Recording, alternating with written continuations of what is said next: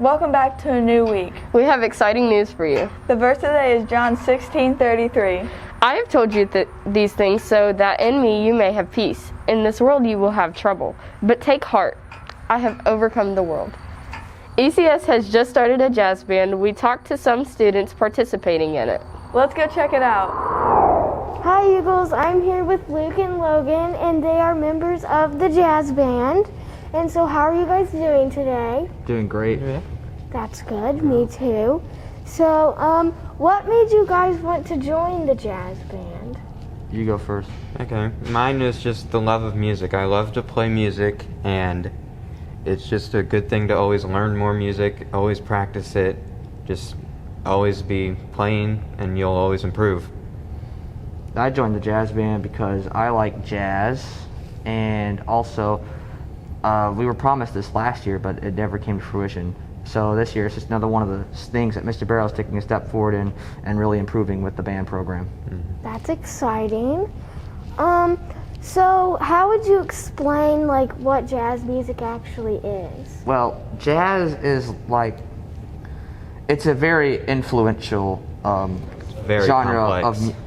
of music, because it comes after classical music, and it's influenced the music that comes after it, Like as well as the blues music and rock. before it. And basically, it's also a very flexible form of music. You can combine it with other elements to make with something called fusion jazz, and basically it just takes on many forms. Yeah. Okay. What instruments do you play in jazz band? I play the electric guitar. And I play the B-flat clarinet. Oh, fun. Okay, well, thank you guys, and back to the studio. Wow, that was cool. I can't wait to see what the jazz band has in store.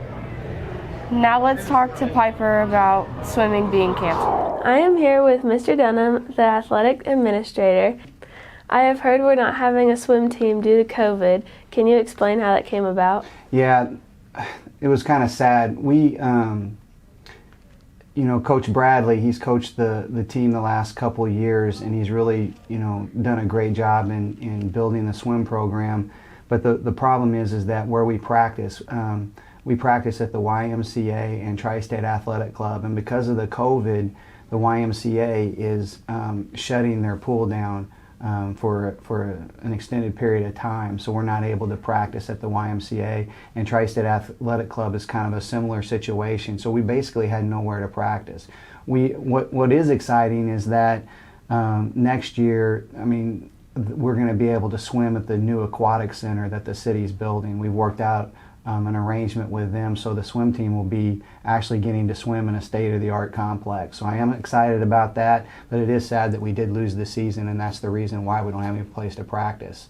The schools, all our opponents, they have their pools, because most county schools do have swimming pools. Our city schools don't, but they swim at Lloyd Pool, and it's too there's not enough room or lanes for us to swim at Lloyd's Pool because all the schools taken that. So that's the reason why we had to cancel the season, unfortunately. Gotcha. Well, on the upside, we are having a basketball season, and as we move into what precautions are we taking to keep that sport going? What precautions? Nothing. No, I'm just kidding. Unfortunately, we had to, we met with the mayor and all the city athletic directors, and we all agreed that we were going to put a limit somewhere around 125 people. You can go over it a little bit, but not much. So we have to limit our fan attendance to 125 people at our home games. And so what we'll be doing is we'll be offering 2 tickets per participant at the games, and so we'll be giving 2 tickets out to the players, the cheerleaders, the workers. We'll be giving 2 tickets out per player for our opponents. They're not allowed to bring their cheerleaders, so we have to. And when you do that, and that pretty much comes up to be about 125, 130 people. So those are the type of things that we're doing as far as limited attendance. Obviously you have to wear your mask. Miss Jordan has worked out the bleacher seating. You're going to have an assigned seat. When you actually purchase a ticket, you'll have to sit in that assigned seat, and there's seat numbers, and there'll be signs up there that says what row and section, so everyone will be able to figure out what seat they're in. So we'll as long as people are doing that, that will help with the social distancing aspect as well. We'll also have a hand sanitizer station outside of the gym, and we don't have any concessions. That was one of the agreements that the city schools and that made with us that we're a part of. And we want to, and I'm kidding, we do want to do the best. We want to make sure it's as safe as possible, because I am thankful that the kids are getting to play. In Illinois, that's like 30 miles from my house, they're not getting to play. So we need to be thankful, even though we have all these measures. We do need to be thankful that we can have boys and girls basketball.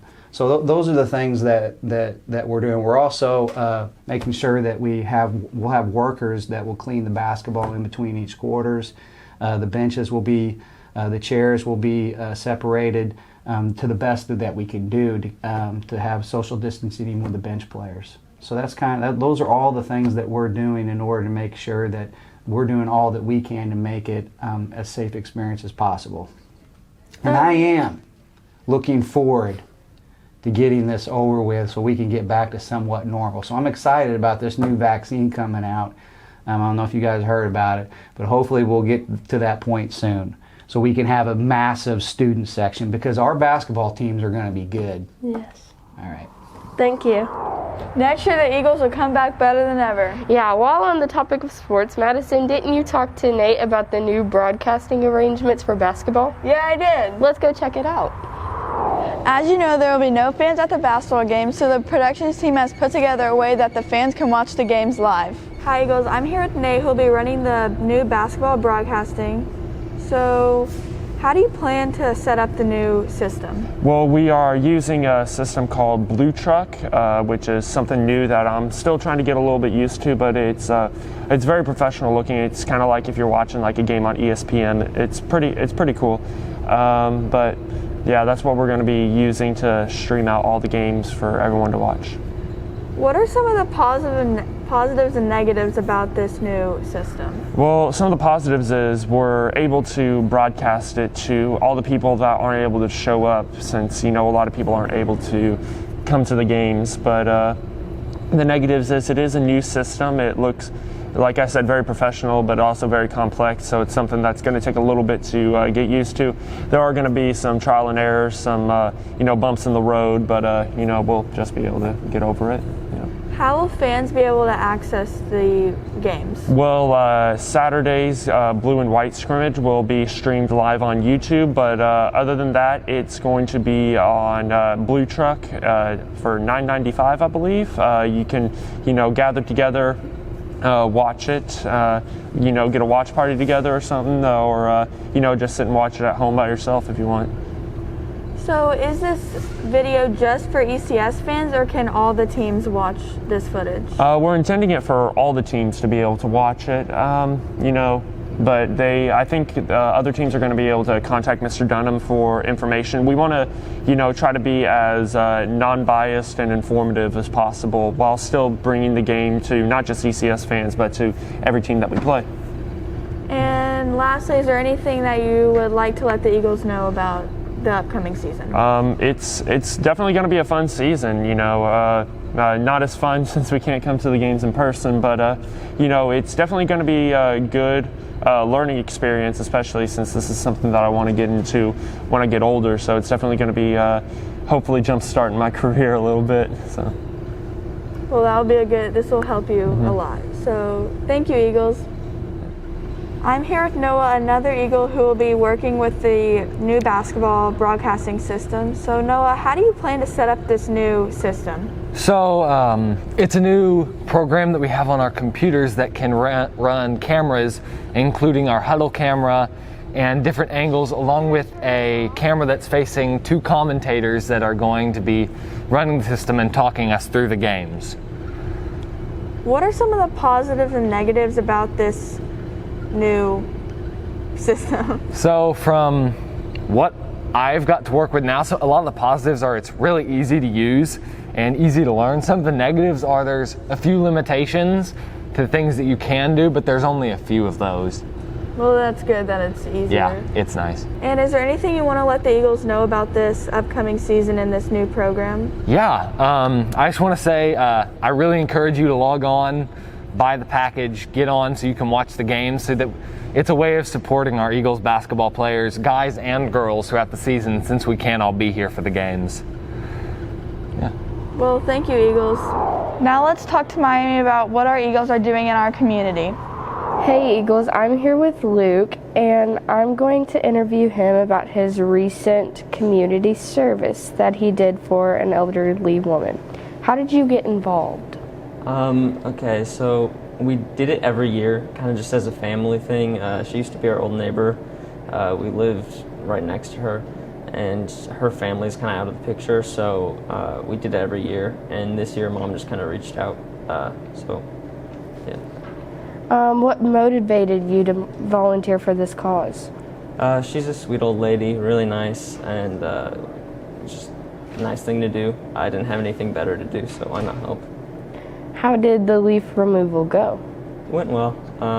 We raked and trimmed her massive garden. She has a lot of plants, so it was hard work, but we got it done. Did you have to take more precautions due to COVID? I mean, we had our masks on, and it wasn't super close-up work. We were just all working around the yard, so not too much.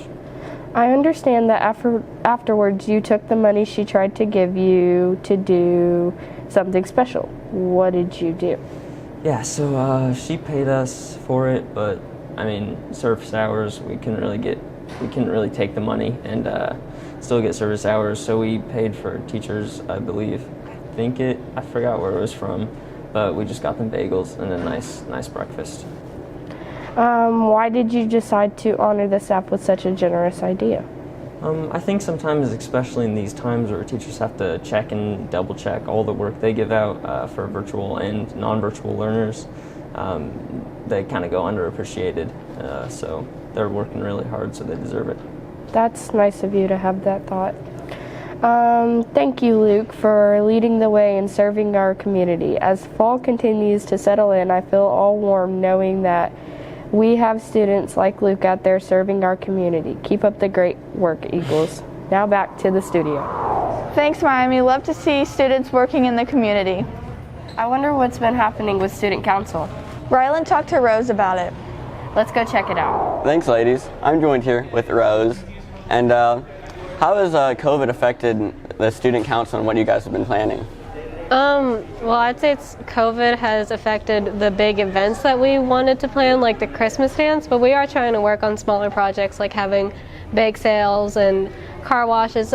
It's honestly just up to the administrators. Okay. Are any of the big projects for Student Council, are you guys working on anything big, or? As of right now, no, because of COVID. There's no Christmas dance, but hopefully if COVID settles down, we'll do a spring dance for the underclassmen and 8th graders, and then hopefully a prom, which will be the biggest event, even if we did have a Christmas dance. Okay. What are the different responsibilities that you have as a Student Council president for the senior class rather than the younger grades? Well, if it's a whole school issue and not just a grade-specific one, like prom would be juniors and seniors, so I would take care of that, but I would also take care of different COVID school-wide issues, and I would be the one to go to Mrs. West. Okay. Well, thank you, Rose. Thank you. Thanks, Rylan. That's all we have for this week. See you later, Eagles.